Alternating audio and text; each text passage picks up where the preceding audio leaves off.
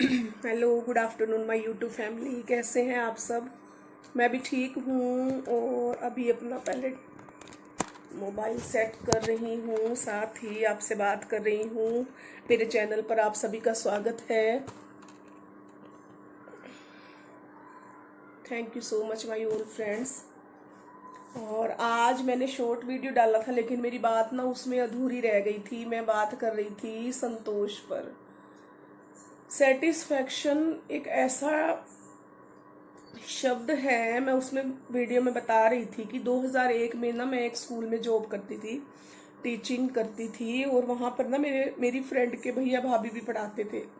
तो एक बार मुझसे कोई बात हुई ना, तो मैंने बोल दिया कि इंसान को ना संतोष होना चाहिए, आशुतोष होना चाहिए। तो उसके भाई ने ना मुझसे आर्ग्यू की कि अगर संतोष, अगर हमारे स्वतंत्रता सेनानी संतोष धारण कर लेते, संतोषी होते ना, तो आज इस आजाद भारत में हम बैठे हैं ना, तो कभी नहीं बैठे होते। तो मतलब ठीक है, वो बात को अपने नजरिए से देख रहा था, लेकिन मैं ये कहना चाहती हूँ कि अगर हमारे स्वतंत्रता सेनानियों ने असंतुष्ट हुए, उस उन्होंने संतोष उन्होंने नहीं लिया, अपने अंदर असंतुष्ट थे, और आगे बढ़ने की प्रेरणा क्यों थी? क्योंकि उनके पीछे एक लक्ष्य था, देश को आजाद कराने का। अपने स्वार्थ के लिए वो असंतुष्ट नहीं थे, वो देश की भलाई के लिए असंतुष्ट थे। और अंत में उन्होंने अपनी जानें गंवा दी, अपने बलिदान दिए, अपने आप को बिछा दिया, मातृभूमि की सेवा में अर्पण कर दिया, शहीद हो गए, बलिदान हो गए, त्याग कर दिया अपने जीवन का, तो देश को आजाद कराने के लिए। लेकिन अगर हम वर्तमान समय में संतोष धारण करने की बात ना करें, तो मुझे लगता है जितने बुरे काम हो रहे हैं, जितने बच्चे बिगड़ रहे हैं, जितनी गलत चीजें हो रही हैं, जितनी चोरी डकैती हो रही है, जितनी फैसिलिटीज को पाने के लिए पाप कर्म किए जा रहे हैं, वो सिर्फ असंतोष का ही का कारण है। असंतोष से ही हो रहा है, मतलब उसका असंतोष ही उसका कारण है। अगर हम ये अगर जब हम छोटे थे ना, मतलब 8th में, 6th में, 7th में, तो हमें ना वो लगती थी, तख्ती बोलते हैं आज के समय की भाषा में, तो बच्चों को समझ में भी नहीं आएगा। लकड़ी की फट्टी होती थी, जिसको हम चिकनी मिट्टी, दोमट मिट्टी से उसे पोंछते थे, जैसे चूल्हे, गाँव में मिट्टी के चूल्हे को पोंछते हैं ना रोज, उसको साफ करके उसका मुंह धोते हैं, काला होता है तो उसको व्हाइट कर देते हैं बाद में, क्योंकि बुरा लगता है काला। उसको डेली पोछा लगाते हैं उसके ऊपर, दोमट मिट्टी का, चिकनी मिट्टी का। तो हमारे स्कूलों में ना पूरी बुक्स और कॉपियों के साथ एक तख्ती भी लगा करती थी, इतनी लंबी होती थी, कई बार बहुत चौड़ी भी लंबी होती थी। तो हम उसके ऊपर ना डेली मतलब लिख के ले जाते थे। जो अपनी आती कलम होती है लकड़ी की, और दवात होती थी, इंक होती थी, शाही की बोतल होती थी, इंक पोट जिसको आप बोलते हो, उसमें हम डिप कर करके ना कलम से सुलेख लिखा करते थे। तो सुलेख में बहुत ज्यादा जो रिपीट होता था ना बार बार, वो ये होता था, संतोष सबसे बड़ा धन है। या तो वो पागल थे, या तो वो टीचर पागल थे जिन्होंने हमें ये सेंटेंस समझाया, बताया गया, या फिर वो बुक्स वाले जिन्होंने बुक्स में ये टाइप किया है कि संतोष सबसे बड़ा धन है, फिर उसको एक्सप्लेन करने के इतने बड़े बड़े पैराग्राफ दिए।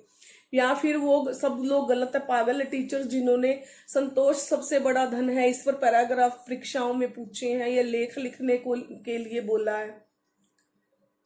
या फिर संतोष शब्द का कोई मतलब नहीं होता, बहुत बड़ा विषय है। अगर आप सोचे ना, तो कई बार मुझे लगता है मैं एक बार रूम में ही बैठ कर वीडियो बनाती हूँ, क्योंकि बाहर नहीं जाना होता, इस समय पॉसिबल नहीं होता, सुबह और शाम को टाइम नहीं मिलता है। तो मेरे पास ना इस तरह की बहुत सारी बातें हैं जो मैं बात कर सकती हूँ, इजीली करती हूँ और एक्सप्लेन कर सकती हूँ, उसका रीजन बताती हूँ, और मैं अपनी इसी तरह की वीडियो बनाती हूँ, मैं अपना कंटेंट डालती हूँ।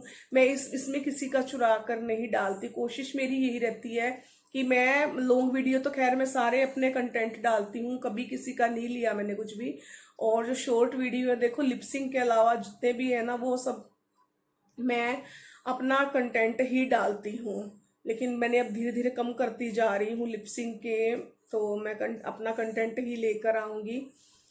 तो मैं ये बात मैंने उसके साथ आर्ग्यू नहीं की। मेरी सहेली का जो भाई था, नेट सेलेक्ट था, वो उस समय अच्छा था पढ़ने में, साइंस से था, इंटेलिजेंट था। और उसकी जो वाइफ थी वो भी एमए बीएड थी, तो दोनों टीचिंग करते थे उस स्कूल में। अच्छी इंग्लिश बोल लेता था उस समय, जिस जमाने में हम लोग थोड़ा सा वीक थे उस सब्जेक्ट में। तो मैं ये उसके साथ मैंने आर्ग्यू नहीं की, क्योंकि वो अपनी बात को ना बहुत ही सटीक तरीके से सामने रख रहा था। ठीक है, अच्छी बात है उसने जो बात कही, लेकिन मैं उस बात को लेकर ना मैं आज भी सोचती हूँ कि फिर तो हमारे भगवान भोलेनाथ जिन्हें आशुतोष कहा जाता है, अगर उसकी बात, लड़के की बात को सच मानूं, तो हमारे महादेव तो कुछ भी नहीं है फिर। उनके संतोषी जीवन पर उनका नाम भगवान आशुतोष रखा गया, जिन्होंने कहते हैं ना अपनी सब कुछ अपना दान में दे दिया। सोने की लंका जिसने दे दी अपनी दान में, जिसने सब कुछ दान कर दिया, जिसने पहाड़ों पर वैरागियों की तरह जीवन जिया, जिसे फल और मिठाइयां ना चाहकर जो कंदमूल खाकर अपना जीवन गुजारते रहे, जिन्होंने सन्यासियों का जीवन जिया, जिसने सब कुछ होते हुए, सारा सामर्थ्य होते हुए, तांडव कर कर सब कुछ नष्ट करने का सामर्थ्य होते हुए भी जिसने शमशान में रहना स्वीकार किया।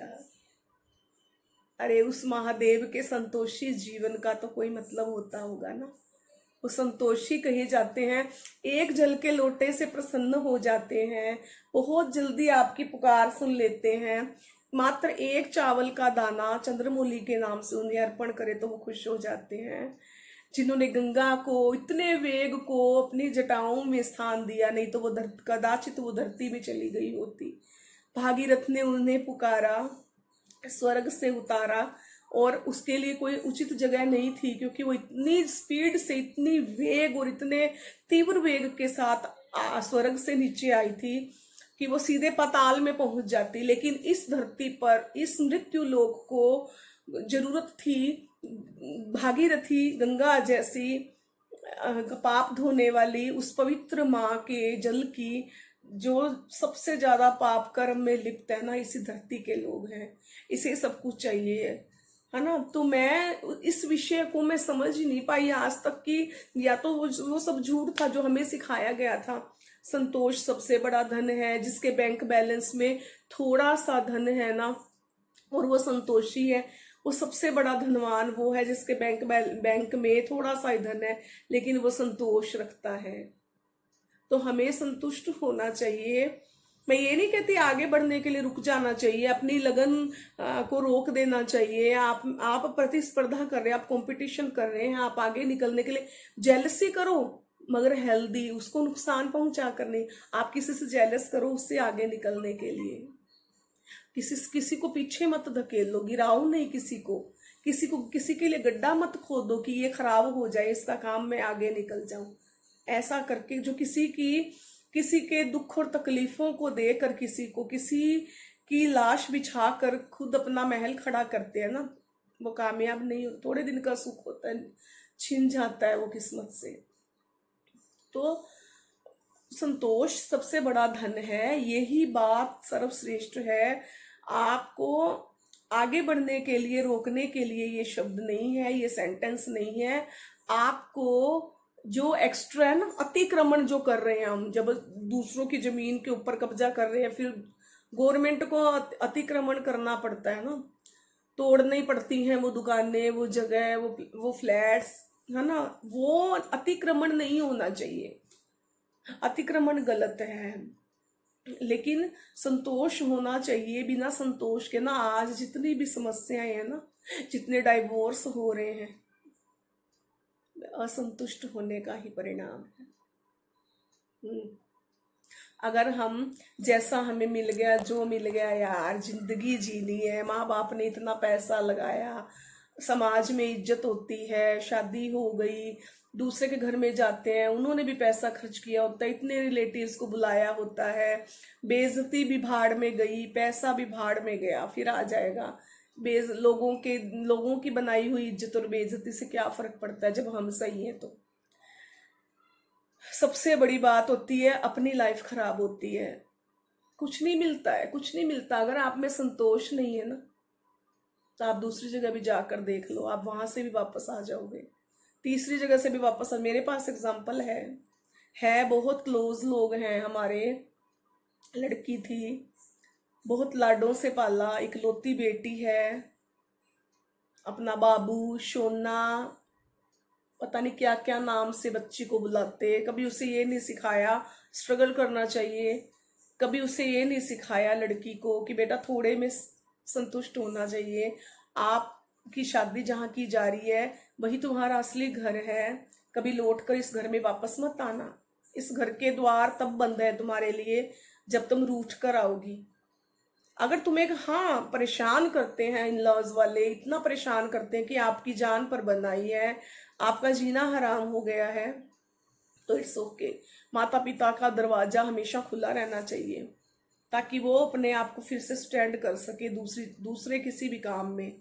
लेकिन जब थोड़ा थोड़ा ही स्ट्रगल करना पड़ रहा है, आपको परेशानी हो रही है, हर जगह स्ट्रगल करना पड़ेगा, आपको मैनेज करना पड़ेगा, चुप होना पड़ेगा, कई बार बहस करनी पड़ती है, कई बार झगड़ा करना पड़ता है, कई बार चुप होना पड़ता है, कभी बच्चों के लिए चुप होना पड़ता है, कभी इन लॉज के लिए चुप होना पड़ता है, कभी माता पिता की अच्छे संस्कारों के लिए चुप होना पड़ता है। तो आपको सहना आना चाहिए, आपको संतोष होना चाहिए।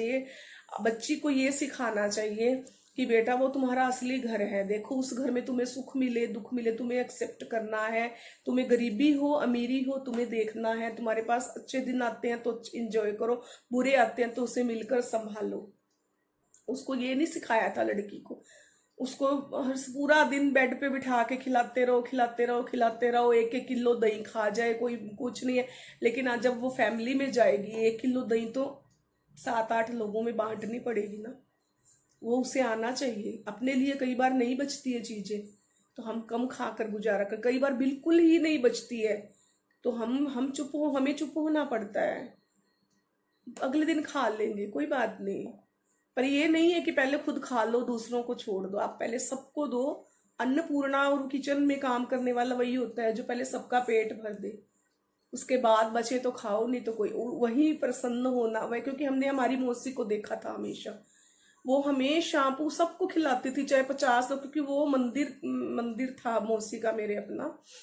अब तो एक्सपायर होंगी, मौसा भी एक्सपायर हो गए, मेरे ताया ताई भी लगते थे। तो वो उनकी मैंने एक अच्छी आदत देखी थी, उन्होंने हमें हमेशा सिखाया था बेटा रसोई मत छोड़ना, चाहे आप जॉब करो चाहे कुछ करो, किचन कभी मत छोड़ना। जो किचन में काम करता है ना वो हमेशा अपना मनपसंद खाता है, मनपसंद बनाता है। सबको सर्व करती थी वो। भंडारे होते थे वहां पर, कीर्तन होते थे, जागरण होते थे।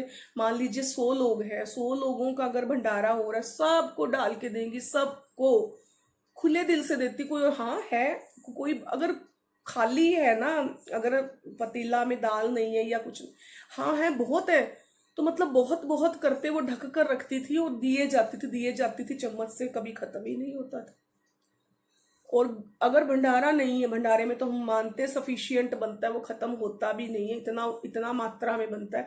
लेकिन घर में भी अगर 6-7 लोग उनकी फैमिली में, बच्चे हैं, बेटे हैं, पोता पोती हैं, बहुएं हैं, तो सबको देती रहती थी। और लास्ट में अगर इतना सा भी नहीं बचा ना तो वो पूरे पतीले में ही ना रोटी को ऐसे रह पूरे को पोंछ के वो पतीला मतलब खा लेते। तो मतलब मम्मी और हमें बहुत दुख होता था। मम्मी कहती, मतलब बहन बोलते थे, बहन अगर आपको अच्छा मतलब आपके लिए नहीं बचा तो आप पहले बोल देती हमें कुछ कम। अरे कोई बात नहीं फिर क्या हुआ, अरे कोई बात नहीं फिर क्या हुआ।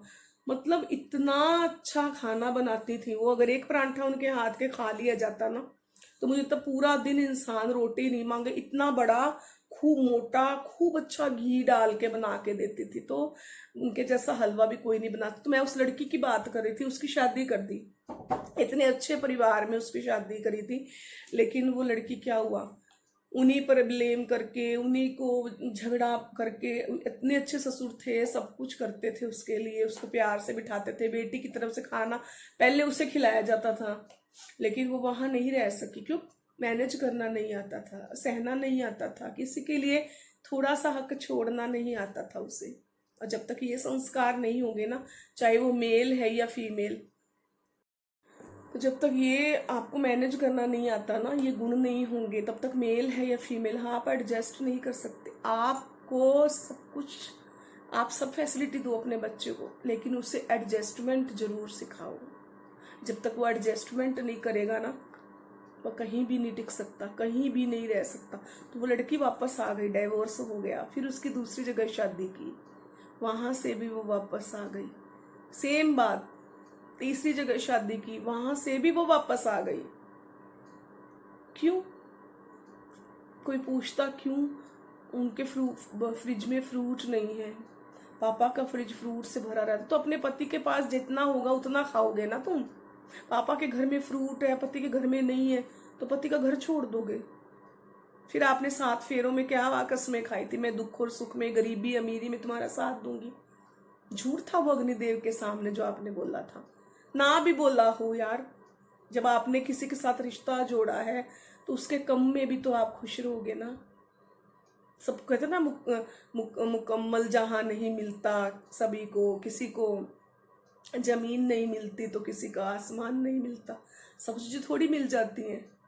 अगर पापा के घर में कुछ चीजों की कमी रहती तो आप छोड़कर दूसरे के घर में थोड़ी ना चले जाते थे। तो वो भी तो आपका घर है जहां आपको भेजा है। ठीक है, परिस्थितियां आती हैं, लड़ाई झगड़े होते हैं, आर्ग्यू होती है, बर्तन है तो बजते हैं, बहुत जोर जोर से बजते हैं, कई बार पड़ोसी भी सुनते हैं, ऐसे भी बजते हैं लोगों के घर में। लेकिन आपको तो ना सहना आना चाहिए। जब तक आप में एडजस्टमेंट नहीं है, आप नहीं सहोगे ना, संतोष नहीं है, कोई बात नहीं, थोड़ा सा मिल गया तो ठीक है, थोड़ा सा मिल गया ठीक है, कोई बात नहीं, कोई बात नहीं, मेरे लिए नहीं बचा। बच्चों के लिए माँ छोड़ देती है ना, माँ को हिस्सा मिलता है कोई भी चीज़ हो, चाहे वो स्वीट हो, चाहे आइसक्रीम हो, चाहे जूस हो, फ्रूट हो, कुछ भी। अगर बच्चे आके थोड़ा सा हाथ मार देते हैं बच्चे माँ की चीज में, थोड़ा सा मैं ले लूँ, ले ले बेटा, ले ले बेटा, करते हैं ना। क्यों? उदारता होती है माँ के हृदय में। बच्चा दोबारा लेने आ गया तो वो खुश होके दे देती। क्यों? ममता है, उदारता है, क्योंकि अपने लिए सोचे तो वो शायद जन्म ही ना दे। अपने शरीर को कहाँ देखती है माँ। तो ऐसी उदारता हमें हर रिश्ते में होनी चाहिए, हर जगह होनी चाहिए। मंदिर में प्रसाद मिल रहा है, कई बार मैं कीर्तनों में जाती थी, मेरा मन इसलिए भर गया, वहां पे देखते थे कीर्तन हो गया, अच्छे से भजन गाए, सब कुछ किया, 2-3 घंटे वहां स्पेंड किए, अच्छे कर्म किए, आरती गाई, बाहर निकले, चुगलियां शुरू। क्यों? देख देख, वो ज्यादा प्रसाद लेके गई है, वो देख घर के लिए भी ले गए। अरे तुम क्यों कर्म खराब कर रहे हो चुगली करके किसी के? प्रसाद ही तो लेकर गई है, मांग के ले गई है ना, चुरा कर तो नहीं ले गई। अगर उसको लगा तो रिक्वायरमेंट है, तुम क्यों उसकी बुराई कर रहे हो भाई? मंदिरों में आकर भी तुम्हारा ये हाल है तो क्या फायदा ऐसे कीर्तन में जाने का? मत जाओ, घर में रहो, ज्यादा अच्छा है। तो ये चीजें मतलब बात संतोष से शुरू हुई थी हमारे। अगर महादेव संतोषी नहीं होते ना, तो आज देवता सारे विषी पी रहे होते। तो उनमें संतोष था, तभी तो उन्होंने सब देवताओं को अमृत पीने को मिला। सारा गरल उन्होंने धारण कर लिया, नहीं तो सारा पानी, सारे सागर सब जहर हो जाता ना। और वो जहर पीकर भी कितने खुश हैं, कितने संतुष्ट हैं। उनकी लंका चली गई, ले गया छल करके रावण ने, रावण के पिता ने अपने पुत्र को सिखा दिया था।